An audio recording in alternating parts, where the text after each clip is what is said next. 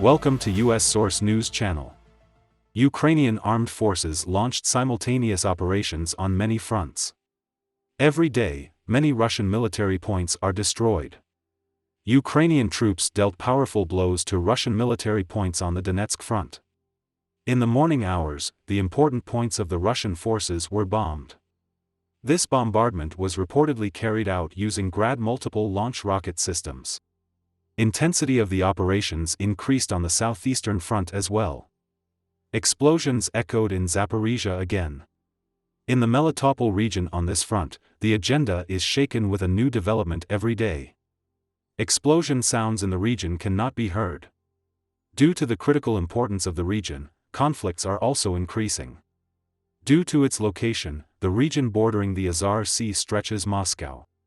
Because the Russian ships deployed on this sea provide communication. Possible moves against these ships will cut off Russia's maritime communication. Moreover, strong eruptions have been reported in this Melitopol area again. HIMARS operations have been launched in the region. Ukrainian armed forces reportedly targeted the military airfield where the helicopters of the Russian Air Force were deployed with these missile systems. Many Russian military equipment was seriously damaged. Moreover, as a result of the operation against the Russian military points on this front, explosions occurred and flames rose. As a result of this move, it was stated that around 200 Russian soldiers stationed at the front were neutralized. Moreover, the Russian soldiers hiding in the east of the region were also found in their hiding place and neutralized. Strategic advance of the Ukrainian soldiers at the front is causing panic on the Russian side. Moreover, after the operations on this front, critical moves were made on the eastern front. Ukrainian troops also launched attacks in Luhansk in the east. HIMARS missile systems also hit Russian military points on this front. According to the statements, important points of the Russian soldiers were hit with direct hits in the Stakhanov region on the front, and serious damage was done. Fact that all of the fired missiles reached the target showed the defense inadequacy of the Russian soldiers and the capabilities of the Ukrainian soldiers. Aiming to inflict the highest damage with the attacks, the Ukrainian armed forces, advancing with strategic targets, also destroyed many Russian military equipment thanks to their accurate moves. Moreover, it was reported that Russian mercenaries were deployed in the areas hit in this region and suffered serious losses.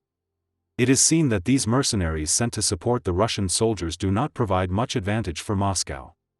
For these reasons, it was claimed that Russia started to increase the number of compulsory conscription for such regions due to its inability to cope with the conflicts at the front.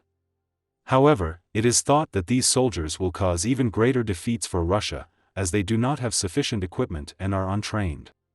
Moreover, after the Ukrainian armed forces increased their operations on these critical fronts, it was reported that they advanced towards the territory of Crimea and launched an attack. According to breaking news, powerful explosions occurred in the Simferopol region of Crimea. As a result of the alleged attack launched by the Ukrainian troops, Russian air defense systems were activated when the Russian military points in the region were hit.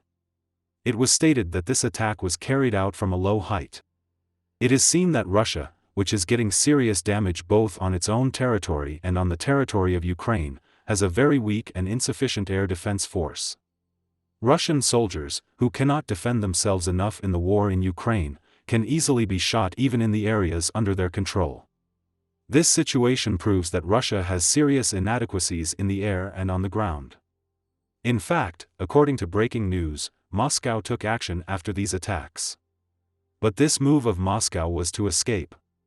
According to the reports, Russia removed its ship loaded with Kalibr cruise missiles, which was also deployed on the Black Sea, from the Black Sea. It has been reported that there are 8 Russian ships currently on combat duty on the Black Sea. It was announced that 9 Russian ships, including 5 Kalibr cruise missile carriers with a total of 76 missiles, were in the Mediterranean. It is thought that this move of Russia may be due to the fear of losing these missiles. Considering that each of these missiles is worth millions of dollars, this move is not surprising.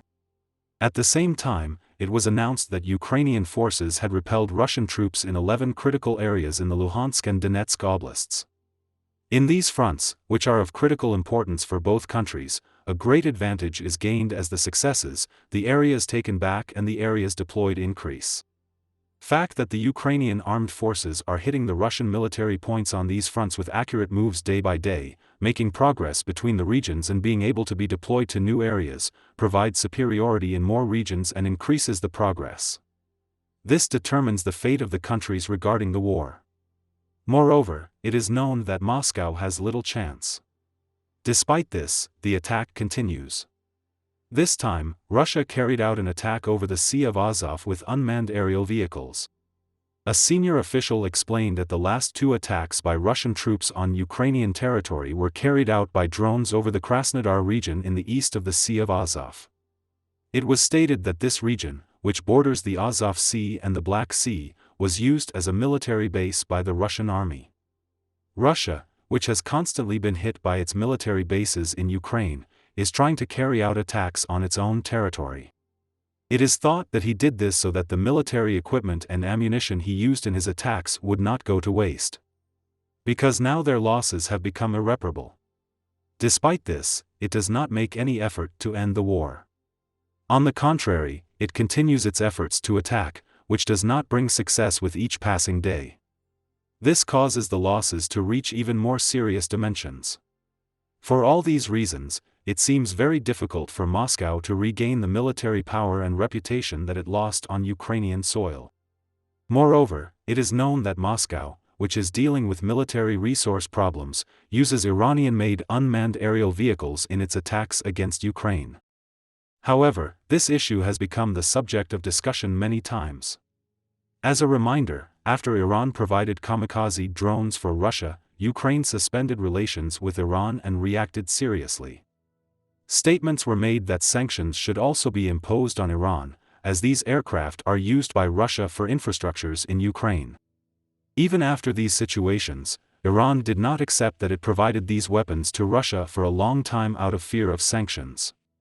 Then, with the United States and Ukraine proving that these drones were used in the war, Iran this time claimed that these drones were actually delivered before the war. Russia, on the other hand, wants weapons again from this country, which is one of the rare supporters of what has been said. It has been reported that Iran, which is claimed to continue to work for Russia, is preparing to sell up to 6,000 unmanned aerial vehicles for Russia this time. According to the statements, the type of unmanned aerial vehicles to be sold has not yet been determined. However, it has been announced that the value of this deal, together with the supply of other weapons and technological products, will be worth approximately $1 billion.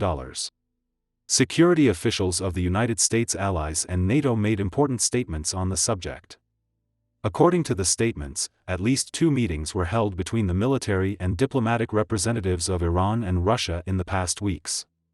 At this meeting, it was reported that the sale of these unmanned aerial vehicles was discussed. From now on, it is wondered whether Western countries will issue new sanctions for Iran. In these days when Moscow is playing its last trump card, any support it can get is critical. However, even if Russia receives support from Iran, it is also known that Ukraine receives more support from many more countries. This situation greatly affects the course of the war. Moreover, if the precise moves and strategic progress of the Ukrainian armed forces continue, the war will take a completely different turn. This may result in Moscow having to end this war started by Russia. We'll see what happens in the next few days. We have reached the end of another video. You can support us by liking the video. You can easily follow new videos by subscribing. I wish you all a war-free day. See you.